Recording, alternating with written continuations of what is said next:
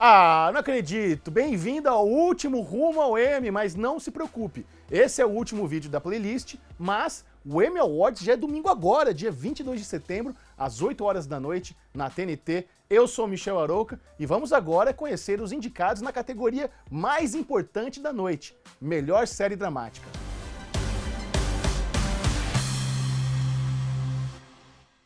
Então vamos conhecer agora os indicados da categoria. Game of Thrones, This Is Us, Killing Eve, Ozark, Better Call Saul, Succession, Segurança em Jogo e Pose. Então vamos lá, né? Vamos começar com Game of Thrones, que eu sei que está querendo saber o que eu acho. Imagine se houvesse um trono que controlasse todos os outros tronos de um mesmo mundo. Do que as pessoas seriam capazes para se sentarem nele? Por mais desconfortável que ele seja, uma quantidade considerável de pretendentes lutava pelo lugar em questão, dos que não tinham direito nenhum até os que estavam destinados a tê-lo. Esse ano, assistimos à conclusão dessa grandiosa história e descobrir quem, afinal, ficou com esse privilégio. Esse desconfortável privilégio. Game of Thrones foi indicado a melhor série dramática em todas as suas temporadas e ganhou 3 vezes. Desta vez, por se tratar de uma última temporada, as expectativas estão um pouco mais altas. Em sua história na premiação, a série recebeu mais de 130 indicações, incluindo categorias técnicas, e ganhou 47 vezes. Mas e aí, você ainda se pergunta por que GOT está indicada nessa categoria? Vamos lá! Por se tratar de um último ano, a indicação de Game of Thrones era esperada, embora a recepção dos acontecimentos finais não tenha correspondido às expectativas de muitos. A HBO fez seu trabalho e garantiu um máximo de notoriedade àquela que é, sem dúvida, seu produto mais caro e também mais rentável. Os rios de dinheiro gastos com esse tipo de produção precisam retornar em lucros e prêmios, ainda que merecimento não seja exatamente o critério. Considerada pelo público e crítica uma das séries que teve um dos finais mais decepcionantes de todos os tempos, Game of Thrones chega no Emmy desse ano com ares de vencedora. Por causa dessas questões práticas, ela é quase certamente a favorita da noite e muito provavelmente vai embora com um troféu que não represente seu apelo artístico e sim sua competência comercial. Vamos agora de This Is Us. Conhecida como a provocadora absoluta de crise de choro ao redor do mundo, This Is Us tem uma premissa bem simples. Um casal, grávido de trigêmeos, perde um deles no parto e decide adotar ali mesmo uma outra criança que fora abandonada recém-nascida pela mãe. O que faz essa série ser tão bem sucedida é a fragmentação dessa narrativa, com idas ao passado e futuro, e muitas sequências de dar nó na garganta, tamanha qualidade de sua direção e texto. This Is Us já recebeu ao todo 27 indicações ao Emmy. Com 3 vitórias no bolso, a série esse ano tenta novamente uma posição de vitória na categoria de melhor série, já que antes só fora premiada por atuações. Mas e aí, ela merece estar aqui? A verdade é, as chances de vitória para This Is Us esse ano não são tão boas, precisamos concordar. A série tomou algumas decisões estranhas na temporada mais recente. A história do irmão do Jack ocupou episódios demais e não era interessante como os envolvidos gostariam que fosse. Além disso, todo o suspense sobre quem os personagens estariam visitando no hospital no futuro foi concluído com 0 surpresas e frustrou bastante gente. Ainda assim, a série tem apelo. Seu texto ainda continua apurado, ainda há emoção entre os recentes acontecimentos. Infelizmente, a série teve uma temporada irregular. Esmagada pela última temporada de Game of Thrones e por queridinhas como Segurança em Jogo, é bem provável que This Is Us não consiga alcançar esse reconhecimento. Agora é a vez de Killing Eve. A vida de Eve como agente da lei não era exatamente interessante. Secretamente, ela desejava ser tirada do lugar comum e ser relevante na profissão e também no curso da vida. Então, um dia, ela ficou sabendo de uma assassina profissional chamada Villeneuve, e a atração foi imediata e mútua. As duas intercalaram os papéis de presa e caçadora durante as 2 temporadas da série e continuaram com isso a nos atrair. Killing Eve já foi indicada a 11 Emmys, 4 dessas indicações são para as principais categorias desse ano. A série, apesar de aclamada, nunca venceu. Mas e aí, Michel, por que Killing Eve foi indicada? A primeira temporada de Killing Eve foi uma das mais festejadas pelo público e pela crítica especializada. Ela era estrelada por 2 atrizes carismáticas e competentes, e escrita por uma artista ainda mais interessante, Phoebe Waller-Bridge, a criadora e estrela de Fleabag. Contudo, exatamente por ser a estrela de Fleabag, Phoebe abandonou seu papel como showrunner de Killing Eve, e a segunda temporada ganhou um desafio a mais. Até gostaríamos que não, mas a ausência de Phoebe foi sentida, e o segundo ano não conseguiu alcançar a excelência do primeiro. A indicação ainda é merecida, deve ser um reflexo, principalmente do crescimento de Jodie Comer na produção, mas suas chances de colher o prêmio de melhor série dramática diminuíram consideravelmente. De certa forma, o sucesso de Killing Eve a colocou numa cilada, que está diretamente ligada à sua duração.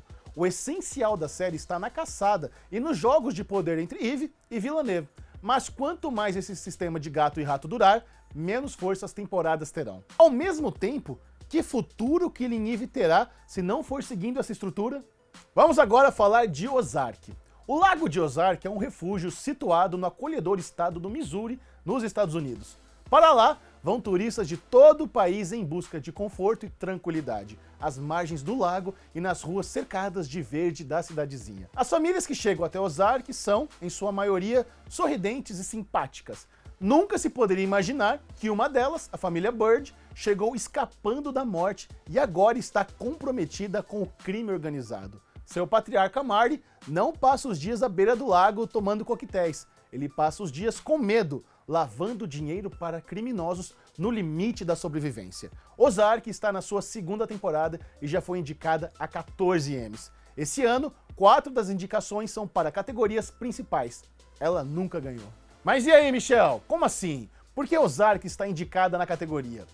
É importante lembrar que o mercado das séries de televisão é dividido em eras de impacto cultural. Quando The Sopranos estreou no final da década de 90, iniciou-se a terceira era de ouro da televisão e com ela iniciou-se também a linha de fabricações de lendas. Depois de Tony Soprano vieram vários outros daqueles que ficaram conhecidos como homens difíceis, protagonistas presos em looping de miséria emocional, mas sempre fortes em suas mais inusitadas profissões. Mad Men, The Shield, Boardwalk Empire, Breaking Bad, a fórmula estava ali, clara e evidente. Ozark é mais uma filha dessa era, e Jason Bateman, vivendo um homem de família que se envolve com o crime, passa seus dias precisando administrar um número absurdo de tensões. É bastante óbvio que a fórmula ainda funciona, ou a série não estaria aqui entre os indicados. Mas, mesmo que seja um dos ecos mais elegantes e bem escritos dessa lista, Ozark ainda é um eco. Sua presença entre as indicações é honesta, mas ela tem pouca chance de vencer. Better Call Saul volta ao passado de Jimmy McGill, um homem que quer fazer a diferença, ser um bom advogado, mas que luta contra uma série de circunstâncias desconfortáveis e malditas. Essa batalha está perdida, porque sabemos que o esperançoso Jimmy se tornará no futuro o inescrupuloso Saul. O apelo da série está nisto, justamente nos mostrar esse painel de transformação de um dos personagens mais complexos da amada Breaking Bad. Better Call Saul já teve 32 indicações ao Emmy e esse ano 5 delas são pelas categorias principais. Ela nunca venceu. Mas e aí, Michel, esse spin-off de Breaking Bad tem chance de verdade? Better Call Saul é outra das herdeiras da grande virada da televisão americana e um produto diretamente ligado a outro, que acabou sendo muito bem sucedido. Vince Gilligan, o criador de Breaking Bad, não conseguiu abandonar de vez o universo de Walter White, e o prequel foi uma solução para manter a fórmula e o contexto, embora a história sempre tenha tido condições de se manter independente. Ela é, aliás, totalmente assistível, mesmo para quem nunca viu Breaking Bad. Better Call Saul é elegante, bem escrita, tem complexidade, inteligência e, de fato, sua temporada passada começou a finalmente entregar a transformação de Jimmy, o que aumentou a intensidade emocional e as reviravoltas da trama. Ainda temos uma emblemática temporada pela frente, e ela talvez seja aquela que vai dar ao show a sua esperada premiação.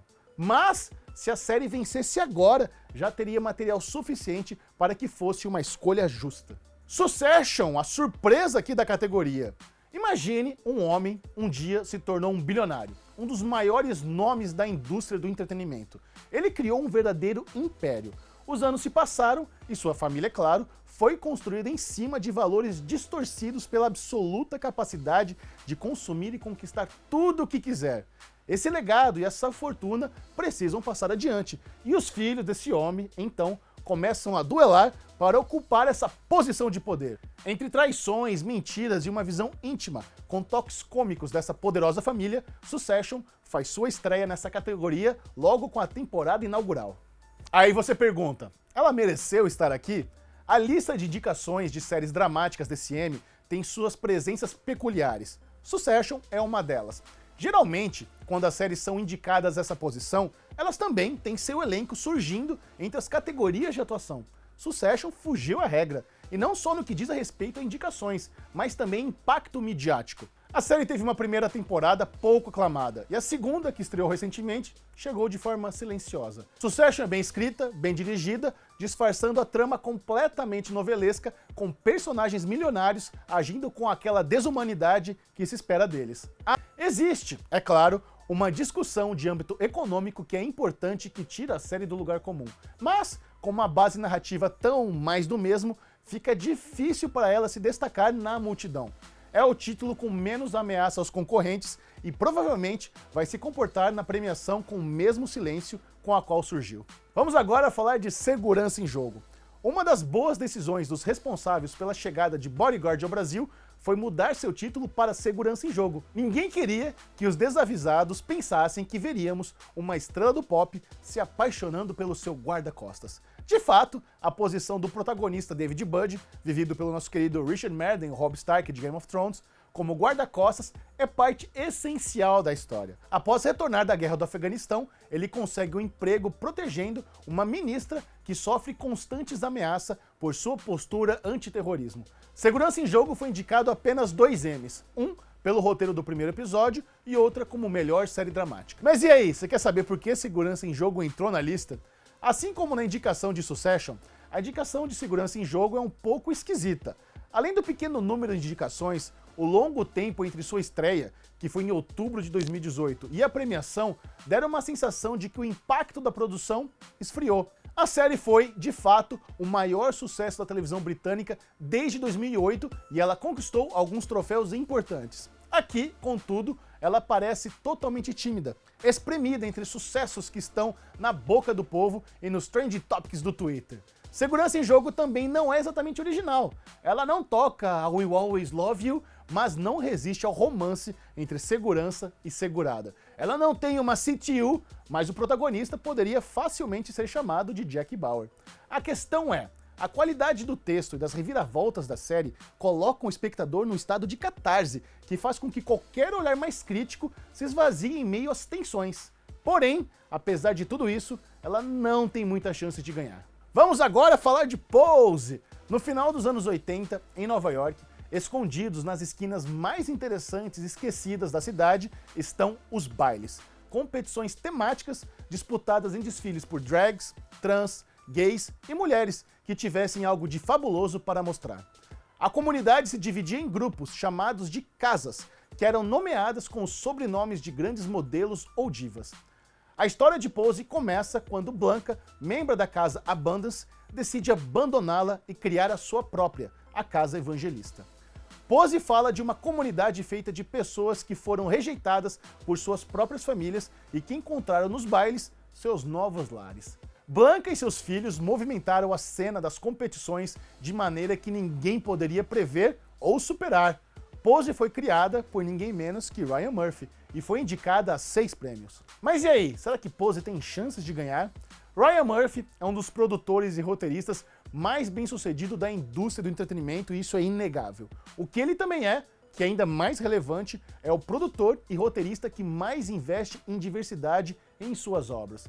Ryan, inclusive, tem uma fundação chamada REF, que trabalha para garantir que ao menos metade do contingente de produção televisiva seja formado por mulheres, negros e pessoas LGBT. Em seu currículo fulguram obras de extremo valor sociopolítico, como Glee, The New Normal, The Normal Heart, American Crime Story e por aí vai.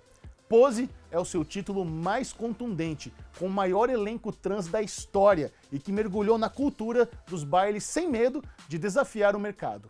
Os fãs de RuPaul's Drag Race, por exemplo, reconhecerão em Pose uma série de expressões e regras que se tornaram populares por causa do reality, mas que tem lá na época do documentário Paris is Burning sua verdadeira raiz. E, mesmo com tanto background para levar em consideração, Pose ainda é uma série absurdamente bem escrita, divertida, com um elenco impecável e traz uma verdade especial para uma história de uma comunidade oprimida por tudo, mas que ainda assim encontrava uma maneira em produzir beleza e eternidade.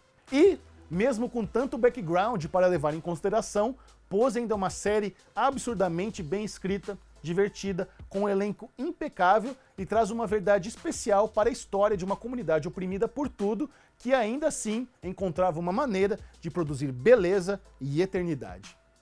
Quem você acha que vai ganhar de Game of Thrones? Ou ninguém vai ganhar? Ou Game of Thrones nem é a favorita? Pode comentar. E agora que você sabe tudo sobre séries, está especialista, não perca o Emmy Awards, domingo agora, 22 de setembro, a partir das 8 horas da noite na TNT. Eu estarei lá comentando e espero todos vocês, vai ser sensacional. E esse foi o Rumo ao Emmy, essa playlist maravilhosa aqui no YouTube da TNT. Tchau, tchau e até, quem sabe, ano que vem.